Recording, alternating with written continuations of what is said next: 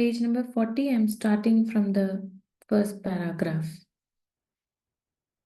We have all known individuals in a very difficult circumstances, perhaps with a terminal illness or a severe physical handicap, who maintain magnificent emotional strength.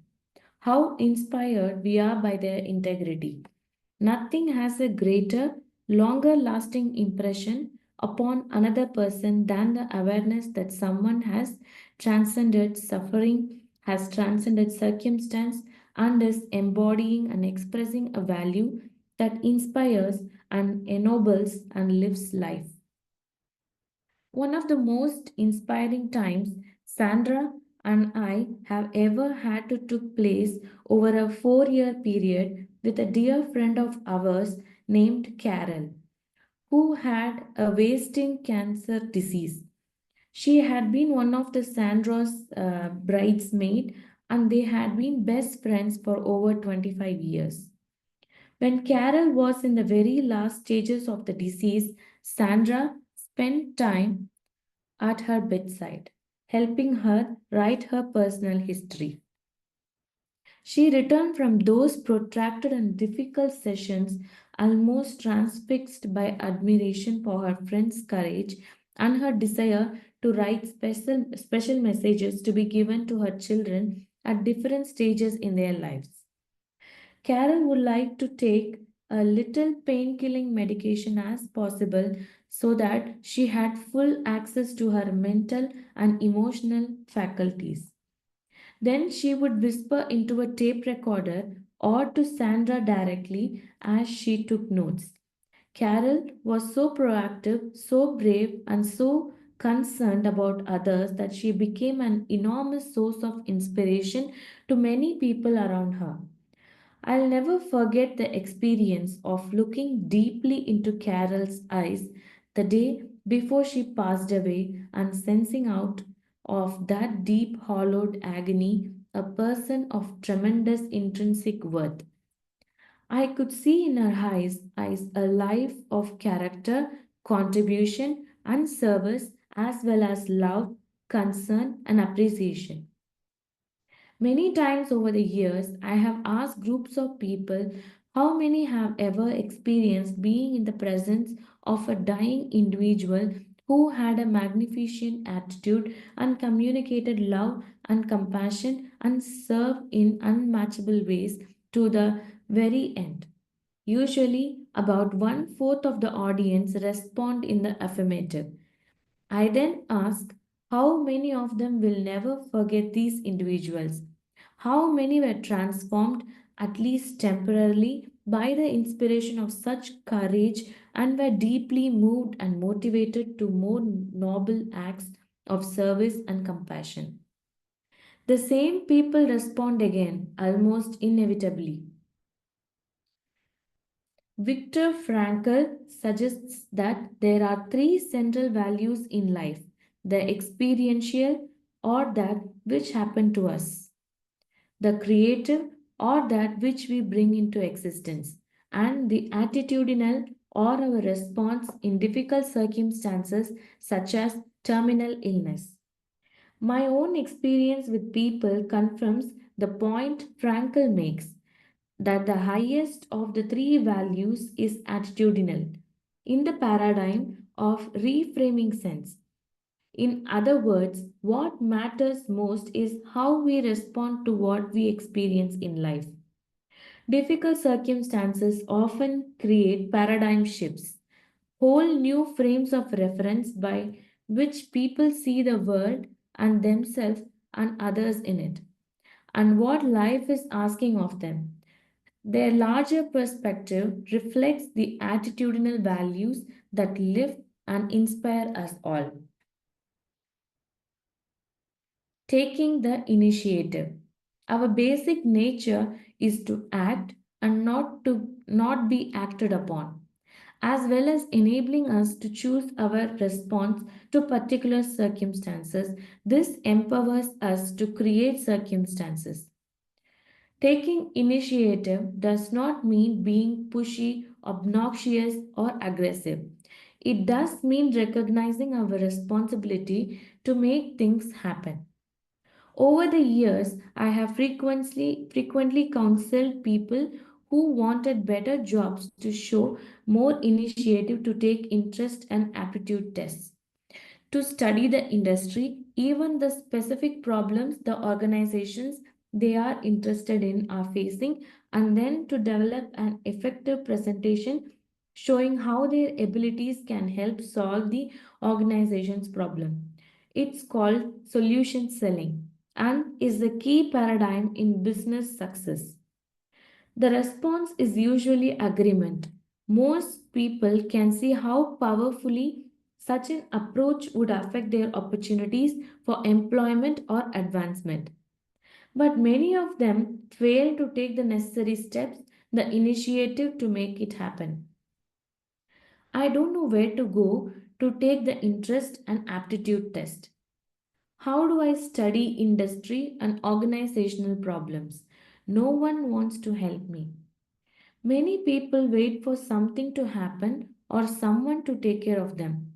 But people who end up with the good jobs are proactive ones who are solutions to problems, not problems themselves, who sees the initiative to do whatever is necessary, consistent with correct principles to get the job done. Whenever someone in our family, even one of the younger children, takes an irresponsible position and waits for someone else to make things happen or provide a solution, we tell them use your R and I, resourcefulness and initiative. In fact, often before we can say it, they answer their own complaints. I know, use my R and I. Holding people to the responsible course is not demeaning, it is affirming. Proactivity is part of human nature, and although the proactive muscles may be dormant, they are there. By respecting the proactive nature of other people, we provide them with at least one clear, undistorted reflection from the social mirror. Of course, the maturity level of the individual has to be taken into account. We can't expect high creative cooperation from those who are deep into emotional dependence. But we can at least affirm their basic nature and create an atmosphere where people can seize opportunities and solve problems in an increasingly self reliant way. Act or be acted upon. The difference between people who exercise initiative and those who don't is literally the difference between night and day. I am not talking about a 25 to 50% difference in effectiveness. I am talking about a 5,000 plus percent difference, particularly if they are smart, aware, and sensitive to others. It takes initiative to create the P by PC balance of effectiveness in your life. It takes initiative to develop 7 habits. As you study the other 6 habits, you will see that each depends on the development of your proactive muscles. Each puts the responsibility on you to act. If you wait to be acted upon, you will be acted upon. And growth and opportunity consequences attend either road. At one time, I worked with a group of people in the home improvement industry, representatives from 20 different organizations who met quarterly to share their numbers and problems in an uninhabited way.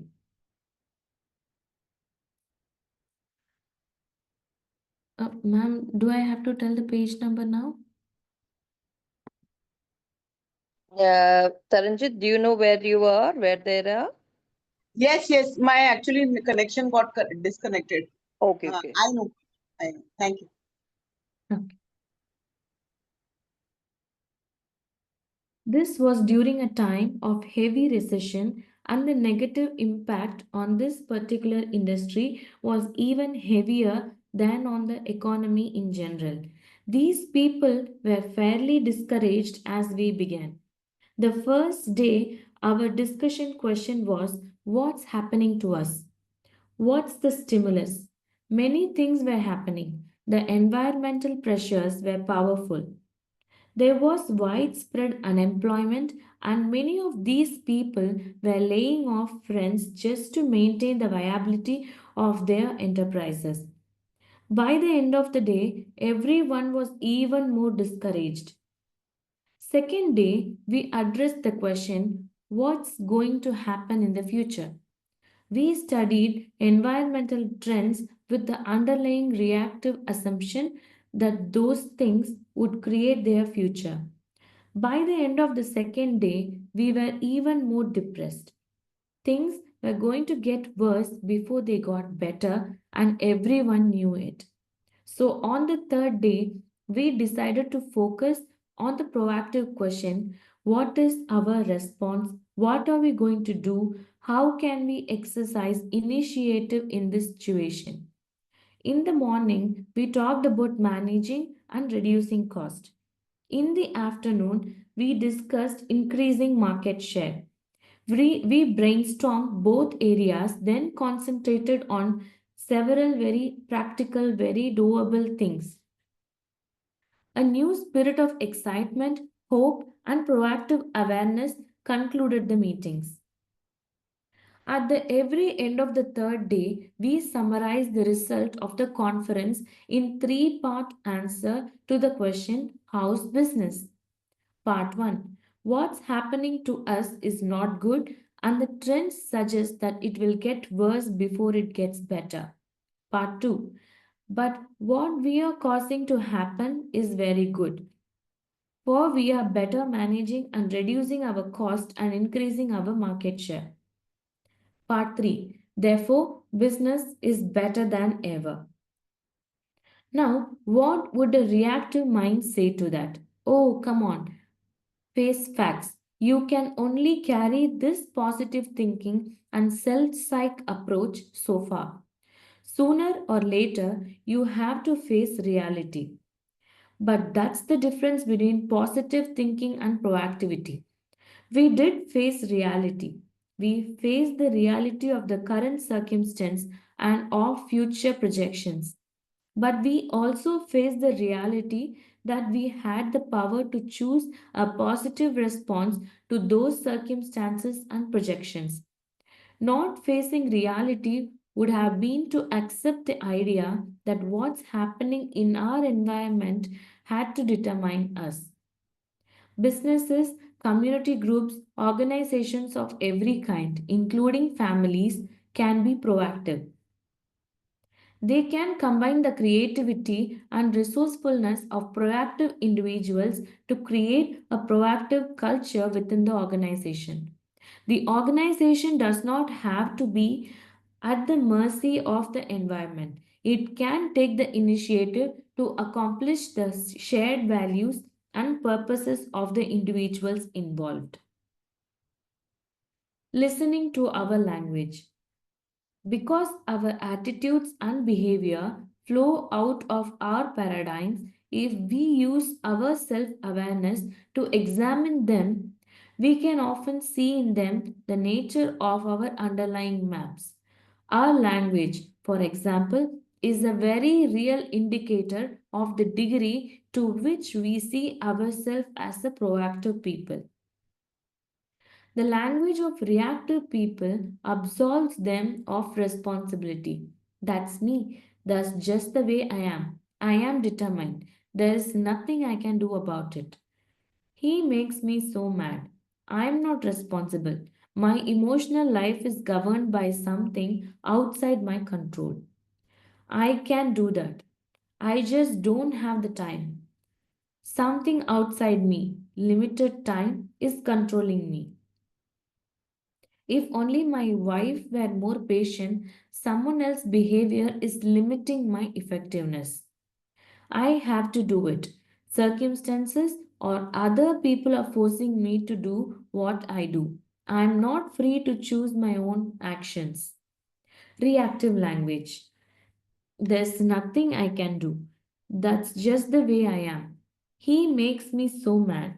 They won't allow that. I have to do that. I can't. I must, if only. Proactive language. Let's look at our alternatives. I can choose a different approach. I control my own feelings. I can create an effective presentation. I will choose an appropriate response. Choose I prefer, I will. That language comes from a basic paradigm of determinism, and the whole spirit of it is the transfer of responsibility. I am not responsible, not able to choose my response. One time, a student asked me, "Will you excuse me from class? I have to go on a tennis trip." "You have to go or you choose to go?" I asked. "I really have to," he exclaimed. "What will happen if you don't?" "Why, they'll kick me off the team." "How would you like that consequence?" "I wouldn't." In other words, you choose to go because you want the consequence of staying on the team. "What will happen if you miss my class?" "I don't know." Think hard. What do you think would be natural consequence of not coming to class? You wouldn't kick me out, would you? That wouldn't be a social consequence. That would be artificial. If you don't participate on the tennis team, you don't play. That's natural. But if you don't come to class, what would be the natural consequence? "I guess I'll be missing the learning." That's right. So you have to weigh that consequence against the other consequence and make a choice. I know if it were me, I would choose to go on the tennis trip, but never say you have to do anything. "I choose to go on the tennis trip," he meekly replied. "And miss my class?" I replied in mock disbelief.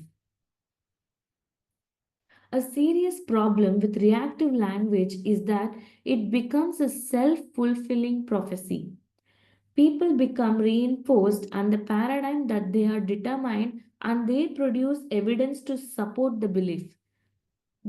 They feel increasingly victimized and out of control, not in charge of their life or their destiny. They blame outside forces, other people, circumstances, even the stars for their own situation. At one seminar where I was speaking on the concept of proactivity, a man came up and said, "Stephen, I like what you're saying, but every situation is so different. Look at my marriage. I'm really worried. My wife and I just don't have the same feelings for each other we used to have. I guess I just don't love her anymore and she doesn't love me. What can I do?" "The feeling isn't there anymore?" I asked. "That's right," he reaffirmed. "And we have 3 children we are really concerned about. What do you suggest?" "Love her," I replied. "I told you the feeling just isn't there anymore. Love her." "You don't understand. The feeling of love just isn't there." "Then love her.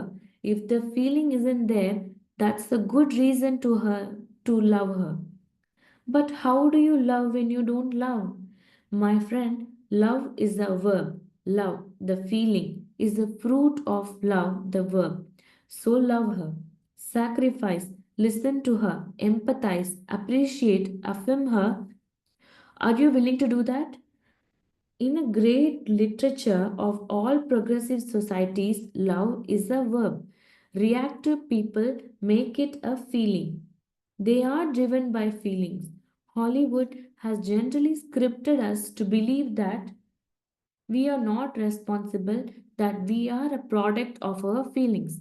But the Hollywood script does not describe the reality. If our feelings control our actions, it is because we have abdicated our responsibility and empowered them to do so. Proactive people make love a verb. Love is something you do, the sacrifices you make, the giving of self, like a mother bringing a newborn into the world. If you want to study the love, study those who sacrifice for others, even for people who offend, or do not love in return. If you are a parent, look at the love you have for the children you sacrifice for. Love is the value that is actualized through loving actions. Proactive people subordinate feelings to values. Love the feeling can be recaptured. Do I continue or we discuss on the topic, ma'am? Please discuss, Priya. Just because there's a lot of concepts in this, just discuss and then we can go forth. Okay? Okay, ma'am.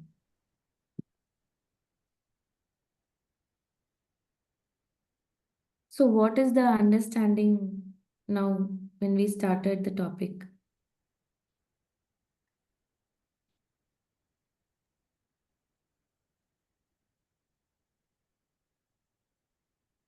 What did you understand? Like, in these things, what we have read so far, what did you understand? Good evening, everyone. Yeah, good. And the last paragraph are about telling about responsibilities and values and self-awareness of your building of yourself. So I really knowing the knowledge about of self-awareness and giving value some to others. So I really like that lines about in the paragraph. I really like that. Responsibilities are very in every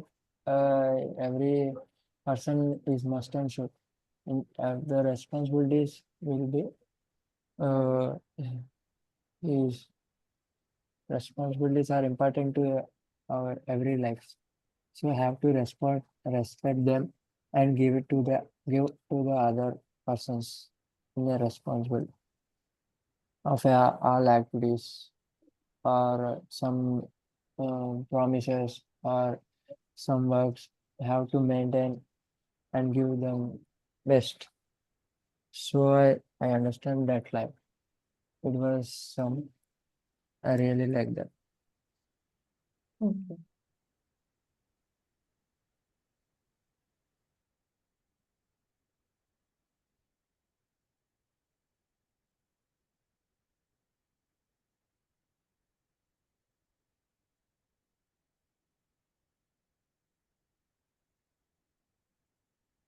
So here they have discussed about the two language, reactive language and proactive language. So how do you explain the reactive language and proactive language? Proactive language I didn't understand so much, but Oh, proactive language means a person take a initiate of like this like work or in any work.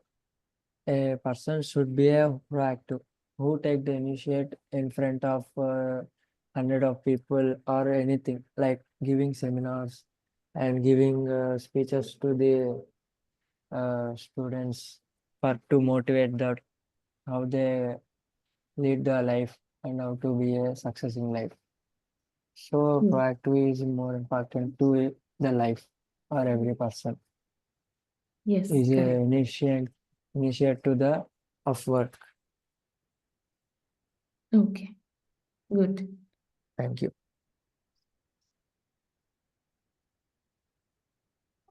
I would say the reactive language and the proactive language.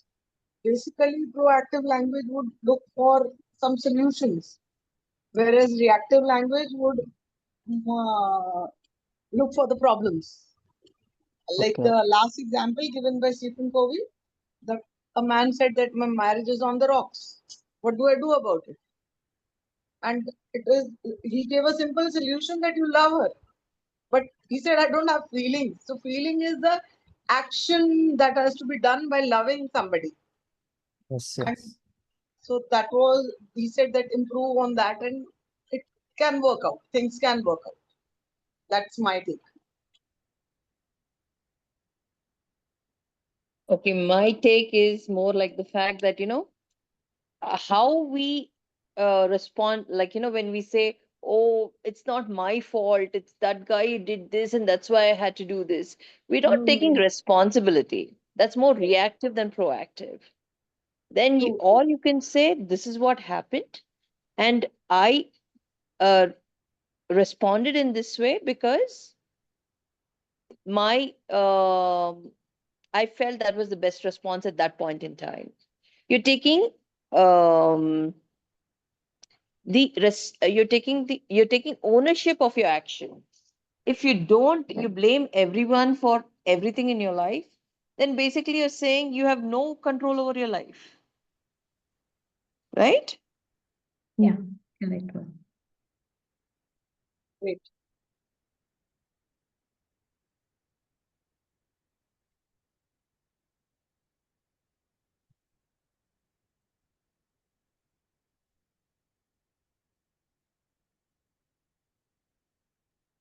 Do we Priya, what start? did you like? Chandrasekhar, Priya, which page number are you in? I'm in page number 45. 45, ma'am. 45. Okay. Chandrasekhar, it's page number 45. 40. 5. 45 in the PDF. Circle of concern, of influence. We are going to start from there. Oh, yes, ma'am. Thank you, ma'am. I got it. I like the part in which the kid has to go for the tennis, and then he tells I have to go, and then the author explains him like how to take the ownership, and he choose that instead of the class. So there was the clarity that the student got. So I like that part. So did I. And I was like, how true. We are listening to what the world wants from us. And we say, that's why we have to do it. We're not thinking that, okay, this is what I would like to do because you are taking the ownership of the fact of your choice. Mhm. Correct, ma'am. Yeah.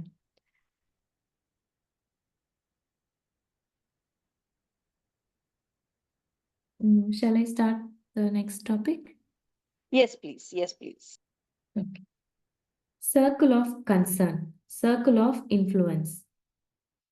Another excellent way to become more self aware regarding our own degree of proactivity is to look at where we focus our time and energy.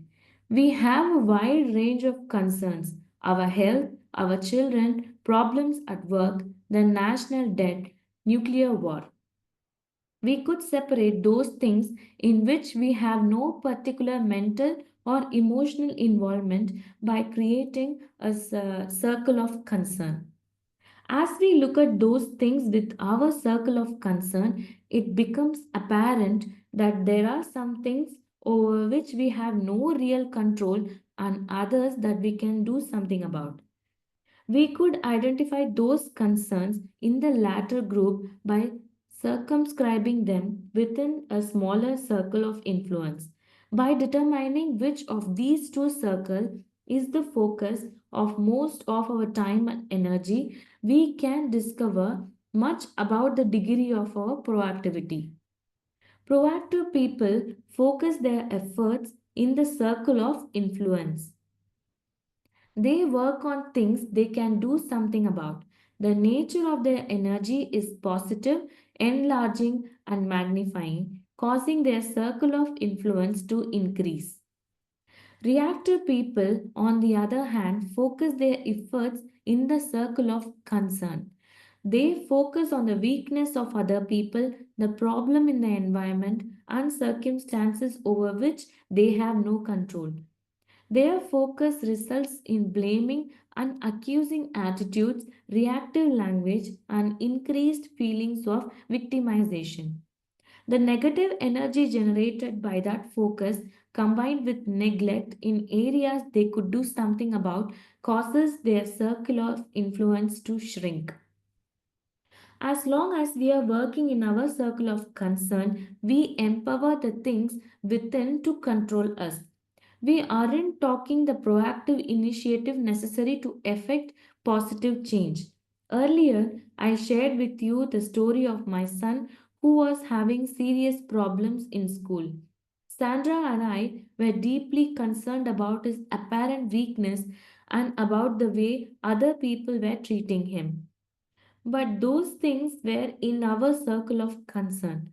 As long as we focused our efforts on those things, we accomplished nothing except to increase our own feelings of inadequacy and helplessness and to reinforce our son's dependence. It was only when we went to work in our circle of influence, when we focused on our own paradigms, that we began to create a positive energy that changed ourselves and eventually influenced our son as well. By working on ourselves instead of worrying about conditions, we were able to influence the conditions. Because of position, wealth, role, or relationships, there are some circumstances in which a person's circle of influence is larger than his or her circle of concern. The situation reflects on a self inflicted emotional myopia, another reactive selfish lifestyle focused in the circle of concern. Though they may have to prioritize the use of their influence, proactive people have a circle of concern that is at least as big as their circle of influence, accepting the responsibility to use their influence effectively. Direct, indirect, and no control.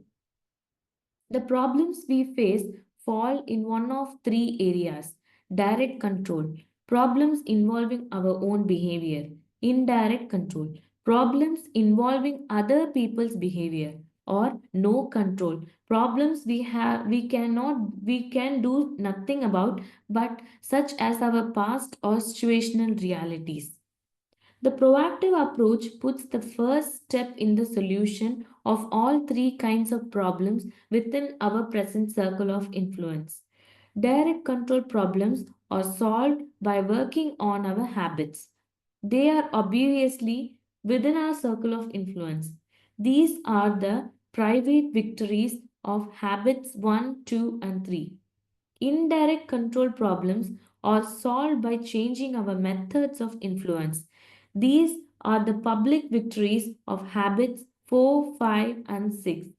I have personally identified over 30 separate methods of human influence. As separate as empathy is from confrontation, as separate as example is from persuasion.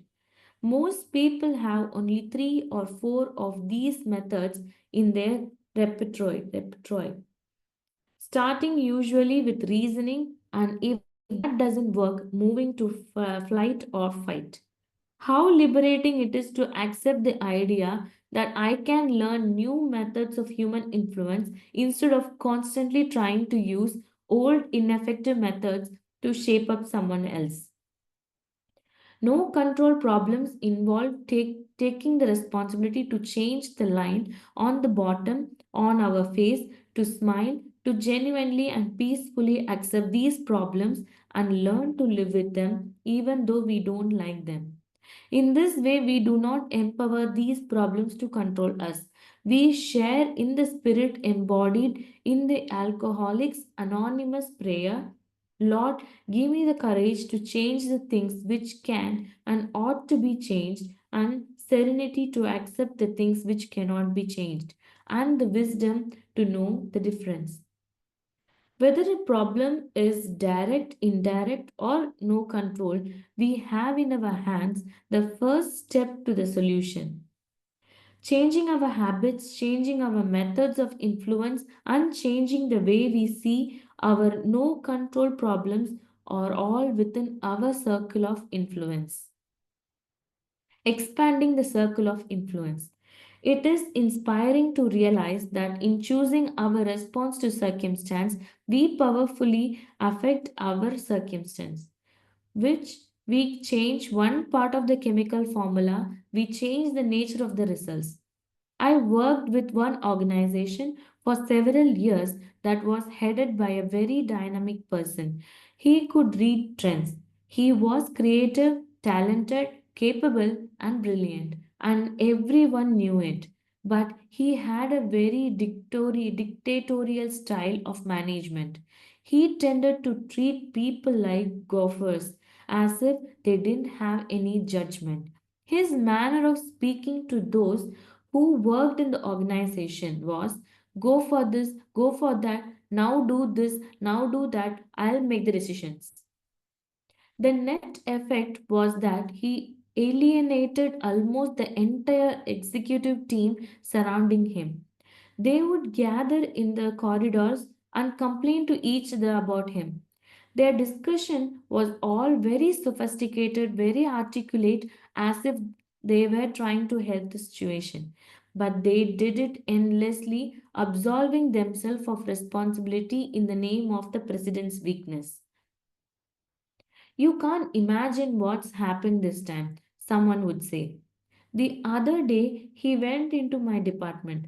I had everything all laid out, but he came in and gave totally different signals. Everything I've done for months was shot just like that. I don't know how I am supposed to keep working for him. How long will it be until he retires? He is only 59, someone else would respond. Do you think you can survive for you can survive for 6 more years? I don't know. He is the kind of person they probably won't retire anyway. But one of the executives was proactive. He was driven by values, not feelings. He took initiative, he anticipated, he empathized, and he read the situation. He was not blind to the president's weakness, but instead of criticizing them, he would compensate for them. Where the president was weak in his style, he would try to buffer his own people and make such weakness irrelevant. And he would work with the president's strength, his vision, talent, creativity. This man focused on his circle of influence. He was treated like a gopher also, but he would do more than what he was expected. He anticipated the president's need. He read with empathy the president's underlying concern. So when he presented information, he also gave his analysis and his recommendations based on that analysis. As I sat one day with the president in an advisory capacity, he said, Stephen, I just can't believe what this man has done. He has not only given me the information I requested, but he has provided additional information that's exactly what we needed. He even gave me his analysis of it in terms of my deepest concerns and a list of his recommendations. The recommendations are consistent with the analysis, and the analysis is consistent with the data. He is remarkable. What a relief not to have to worry about this part of the business. At the next meeting, it was go for this and go for that to all the executives but one. To this man, it was what's your opinion? His circle of influence had grown. This caused quite a stir in the organization. The reactive minds in the executive corridors began shooting their vindictive ammunition at this proactive man. It's the nature of reactive people to absolve themselves of responsibility. It is so much safer to say, I am not responsible. If I say I am responsible, I might have to say I am responsible. It would be very hard for me to say that I have the power to choose my response and that the response I have chosen has resulted in my involvement in a negative, collusive environment, especially if for years I have absolved myself of responsibility for results in the name of someone else's weaknesses. So these executives focused on finding more information, more ammunition, more evidence as to why they weren't responsible. But this man was proactive toward them too. Little by little, his circle of influence toward them grew also. It continued to expand to the extent that eventually no one made any significant moves in the organization without that man's involvement and approval, including the president. But the president did not feel threatened because this man's strength complemented his strength and compensated for his weaknesses. So he had the strength of two people, a complementary team. This man's success was not dependent on his circumstances. Many others were in the same situation. It was his chosen response to those circumstances, his focus on his circle of influence that made the difference.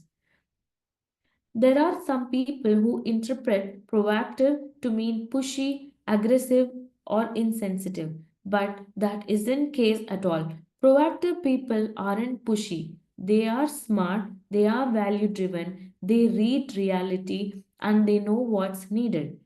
Look at Gandhi. While his accusers were in the legislative chambers criticizing him because he wouldn't join in their circle of concern, rhetoric condemning the British Empire for their subjugation of Indian people, Gandhi was out in the rice paddies, quietly, slowly, imperceptibly expanding his circle of influence with the field of laborers.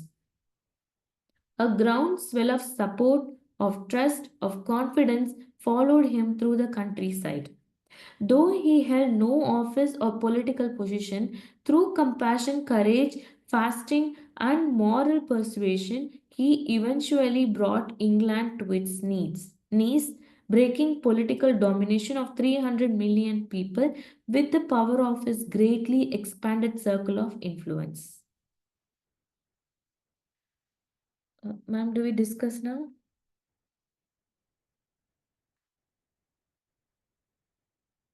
Yes, Priya, please. Mm.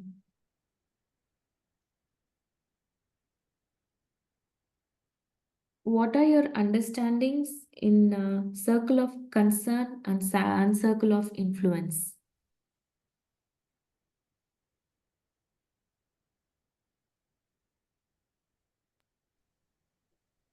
Ma'am, circle of influence, that person, like you said, no, he was had driven by values, not feelings.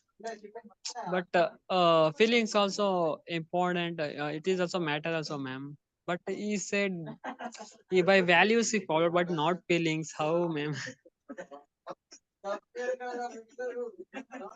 So the circle of concern is finding the weaknesses in other people. So the circle of influence is finding the good things in people and working on it. So it's like not complaining. Circle of influence is not complaining and just going with the flow and just looking to how to improve the business. But the circle of concern is like always complaining about others. So this is the difference. So, Chandrasekhar, you missed the previous thing. So, what he was saying is that you should you should take ownership of the choices you make. See, for example, you're in a, so the example he gave, one of his students was in a tennis team. So he told the teacher that I have to go to the match. He says, no, you don't have to. You want to go because that's a choice you're making to stay in the tennis team. You're willing to miss my class to go for tennis.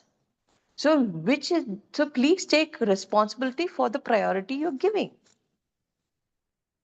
So it's not that. So he's saying, don't uh, don't think that it's all our actions are because somebody else did something. He's saying, look at it the fact that any action you take, you're making a conscious choice to do that. See, if somebody scolded you,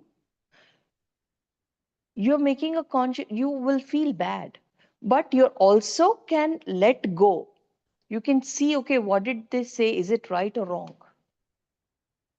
Can I learn from it? So they're both the same responses for the same emotion, right? Same situation, right? Yes, ma'am. So he's saying, don't be driven by emotions, be driven try to look at positive things. Uh, Please read whatever Priya ma'am read today again. Okay? If you then understand, and then you will have to read a few more times to understand. Okay? Yeah. And what Priya ma'am said, the circle of influence and circle of, I'm sorry, what is the other circle? Circle of concern. Concern. Yeah. So, circle of concern, you're looking at negatives. Circle of influence, you're looking at positives. When you keep looking at positives and people around you, everybody will look towards you because you're not looking. All of us are flawed. All of us have faults. But if persons who are looking at you look only at the faults, then you will not want to respond. If they're looking at the good in you, you would want their approval. So you will create a circle around you that will, uh, that's a positive circle. Am I Yes, right? ma'am. Yes, Is ma'am. this Yes, what? ma'am. Yeah. Yes, ma'am. Yeah, ma'am. Correct. Yeah. Yeah, in this, like he said, like this person is influenced by his president. President also follow him, but in not at all see is negative days. See always positive in president in the company. Right? Hmm. Yeah, I think I've interfered enough. You please go ahead. Ajay, what do you think? And Taranjit? Yes, ma'am. Ajay, please speak. I will Yes, ma'am. speak at the end. Yes, ma'am. I really consider the point of circle of concern and influence. In every human, should be a important for shaping the ability of yourself, and it can include everything you care about, such as global issues or workplace challenges or personal worries in concern. And influence is the smaller subset of encompassing the things you can directly influence, like your own decisions or actions and habits, of to some extent how you interact with others, how you interact with others. That's the part I have to tell about tell that those really like do you like man or Yeah, good. good? But you were explaining about what you think is circle of influence. Circle of influence is like seeing positive in people. Circle Yes, of concern is seeing negatives in people. yes, yes, So, is that you're trying to explain? yes, but like Okay. I think you have 2 minutes, Taranjit, before the meeting gets Yeah. switched off.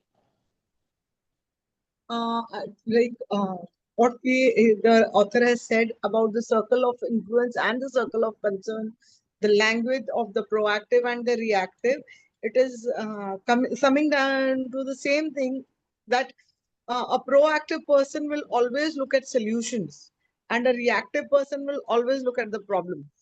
It is as simple as saying that is this glass half full or half empty? And the people those who are proactive, they are always their leaders because they always look out. It is very easy, like when she was reading, though I was just recollecting that it is like the government department. Like if you go and they always have excuses not to do a thing. So it is being proactive is very few people those who are proactive. A very good example of Mr. Gandhi.